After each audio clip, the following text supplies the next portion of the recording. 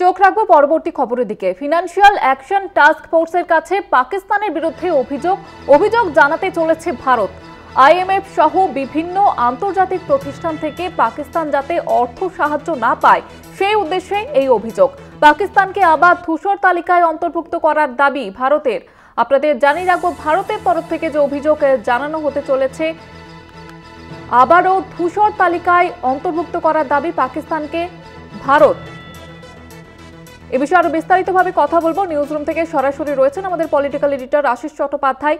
আশিস দা, আবারও পাকিস্তানের বিরুদ্ধে ভারতের যে এই অভিযোগ এবং এই অভিযোগে কতটা চাপে পড়তে চলেছে পাকিস্তান? দেখো, ফিনান্সিয়াল অ্যাকশন টাস্ক ফোর্স একটি আন্তর্জাতিক, যেটাকে পরিভাষায় বলে ওয়াচডগ, অর্থাৎ সমস্ত দেশের উপরে তারা নজর রাখে। কি ব্যাপারে নজর রাখে? তাদের যে গঠনতন্ত্র তাতে বলা হয়েছে global money laundering and terrorist funding watchdog.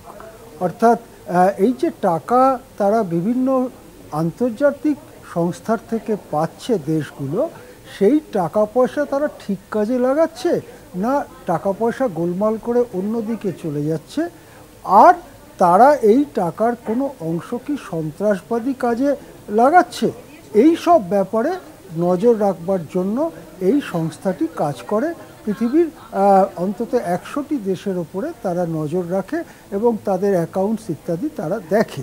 এটাকেই ফিনান্সিয়াল অ্যাকশন টাস্ক ফোর্স হিসেবে এই সংস্থাটি পরিচিত।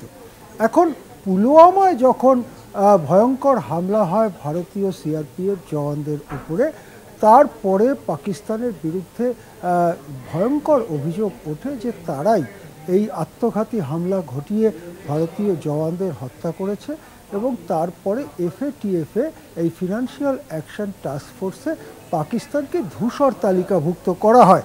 ধূসর তালিকাভুক্ত বা গ্রে লিস্ট বলা হয়।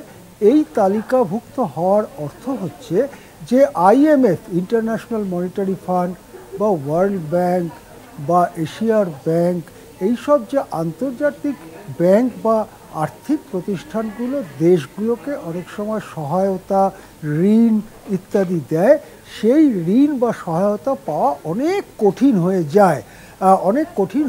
এই কারণে যে এফএটিএফ মনে করছে যে তাদের কাছে যে টাকা যাচ্ছে ঋণ হিসেবে বা সহায়তা হিসেবে, সেই টাকা উন্নয়নের কাজে, মানুষের কাজে ব্যবহার না করে সেই টাকা নয়ছয় করা হচ্ছে বা সন্ত্রাসবাদীদের কাজে লাগানো হচ্ছে।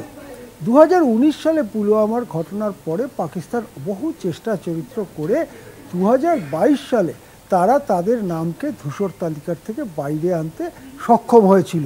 তারপরে তারা আবার আইএমএফের কাছে আবেদন করে বড় অঙ্কের ঋণের, এবং আমরা দেখেছি কদিন আগেই আইএমএফ তাদের বড় অঙ্কের ঋণ সহায়তা জন্য টাকা মঞ্জুর করেছে। তার পরিমাণটা প্রায় $240 কোটি।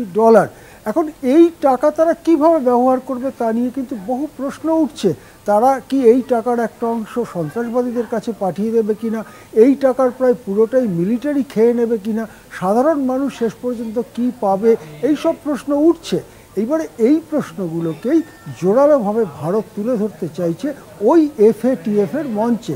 ফিনান্সিয়াল অ্যাকশন টাস্ক ফোর্সের কাছে গিয়ে ভারত বলবে যে এই টাকার একটা বড় অংশ চলে যাচ্ছে সন্ত্রাসবাদীদের ফান্ডে এবং সেই টাকা নিয়ে তারা ভারত সহ পৃথিবীর বিভিন্ন দেশে এই রকম সন্ত্রাসবাদী কার্যকলাপ চালাচ্ছে।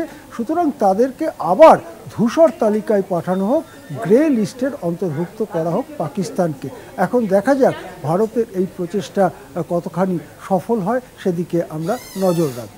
হ্যাঁ, ধন্যবাদ জানাবো আশিস দা। নিউজরুম থেকে সরাসরি ছিলেন আমাদের পলিটিক্যাল এডিটর আশিস চট্টোপাধ্যায়।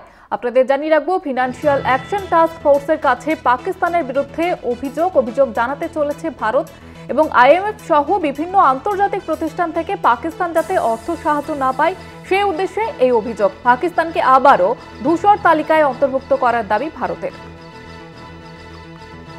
নানা প্রতিষ্ঠান থেকে পাকিস্তান আর অর্থ সাহায্য যাতে না পায় সেই উদ্দেশ্যে ভারতের এই অভিযোগ। পাকিস্তানকে ফের ধূসর তালিকায় অন্তর্ভুক্ত করার দাবি ভারতের। ফিনান্সিয়াল অ্যাকশন টাস্ক ফোর্সের কাছে পাকিস্তানের বিরুদ্ধে অভিযোগ জানাতে চলেছে ভারত।